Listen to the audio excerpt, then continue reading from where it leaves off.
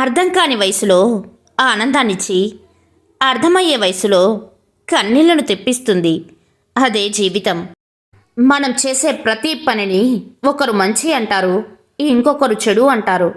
చెడు అన్నవారి దగ్గరే మనం ఆగిపోతే మంచిని చూడలేం, మనం గెలవలేం మిత్రమా.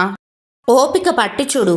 గాయం చేసిన కాలమే ఏదో ఒకరోజు సహాయం చేస్తుంది. ఏదైనా చెయ్యాలనుకుంటే వెంటనే చేసేయండి. తర్వాత చెయ్యొచ్చులే అని ఆగిపోతే మళ్ళీ మళ్ళీ ఆ అవకాశం రాకపోవచ్చు మిత్రమా. అవసరం ఉన్నప్పుడు ఒకలా, లేనప్పుడు ఒకలా ఎలా మారుతారో ఈ మనుషులు. మీది నటనే కావచ్చు, కానీ అవతలి వాళ్ళది జీవితం. ఎవరిని అలా మోసం చేయకండి. జీవితం బాధ నుంచి సంతోషానికి, కష్టాల నుంచి ఇష్టాలకు తిరుగుతూ ఉంటుంది. అచ్చం భూమి తిరుగుతున్నప్పుడు పగలు రాత్రి మారుతున్నట్లుగా ఈరోజు కష్టం అనిపించవచ్చు, కానీ అవి శాశ్వతం కాదు. అన్నీ మారుతాయి. మంచి కాలం వస్తుంది, నమ్మండి మిత్రమా. ఒక రాజు తన 3 మంత్రులను పిలిచి, మీకు సాయంత్రం దాకా సమయం ఇస్తున్నా. అడవిలోకి వెళ్ళి ఒక గోనె సంచులో మీకు ఇష్టమైన పండ్లని, ఫలాలని నింపి తీసుకురండి అని ఒక్కో మంత్రికి ఒక్కో సంచిని ఇచ్చారు. మొదటి మంత్రి రాజుగారు పండ్లను తెమ్మన్నారంటే ఏదో మంచి కార్యానికి అనుకుని అరణ్యమంతా తిరిగి మంచి పండ్లను సంచిలో వేస్తాడు.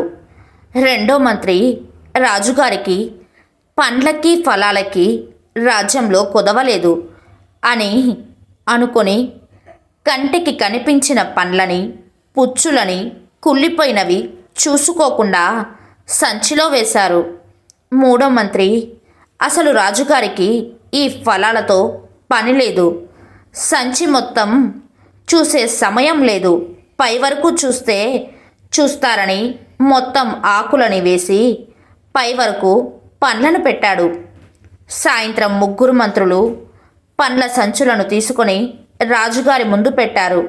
రాజు తన పనుల్లో తాను ఉంటూ ఆ సంచులు కూడా చూడలేదు. సైనికుల్ని పిలిచి, ఈ 3కి నెల రోజుల వరకు చెరసాలలో బంధించండి. తినడానికి ఏ ఆహారం ఇవ్వద్దు. వాళ్ళు తెచ్చుకున్న పండ్లను వారికి ఆహారం అన్నాడు. 3ని చెరసాలలో పెట్టారు. మొదటి మంత్రి తాను తెచ్చిన పండ్లను తింటూ ఆకలి బాధ లేకుండా శిక్షకాలం పూర్తి చేసి తన స్థానానికి వచ్చాడు. రెండవ మంత్రి కొన్ని రోజులు బాగున్నా కుళ్ళినా వాడిపోయిన పండ్లను తినడం వల్ల తీవ్ర ఆరోగ్యం పాలయ్యాడు. శాశ్వతంగా మంచాన పడ్డాడు. మూడో మంత్రికి పైన ఉన్న పండ్ల వరకు తిని ఆకలిని తట్టుకోలేక ఆకులు తిని అరగక వారంలో మరణించారు. ఈ కథలో ఉన్న అర్థం ఏమిటంటే, మనం చేసే పనులు తగిన ఫలితం లభిస్తుంది. మంచి కర్మలకు మంచి, చెడు కర్మలకు చెడు పర్యావసనాలు తప్పవు. 1000 గోవుల మందలో ఉన్న దూడ తన తల్లి దగ్గరికి ఖచ్చితంగా వెళ్ళగలదు. అలాగే మంచి చెడు కర్మలు మనల్ని వెతుక్కుంటూ వస్తాయి. కడుపు కట్టుకొని సంపాదించు, రేపు నీ బిడ్డలకు మంచిదే. అంతేకాని వేరే వాళ్లకు కడుపు కొట్టి సంపాదించకు, అది అంత మంచిది కాదు. మీకు శత్రువులు కలిగి ఉండడం కూడా మంచిదే. అంటే మీరు మీ జీవితంలో ఏదో ఒక దానికోసం నిలబడ్డారని అర్థం.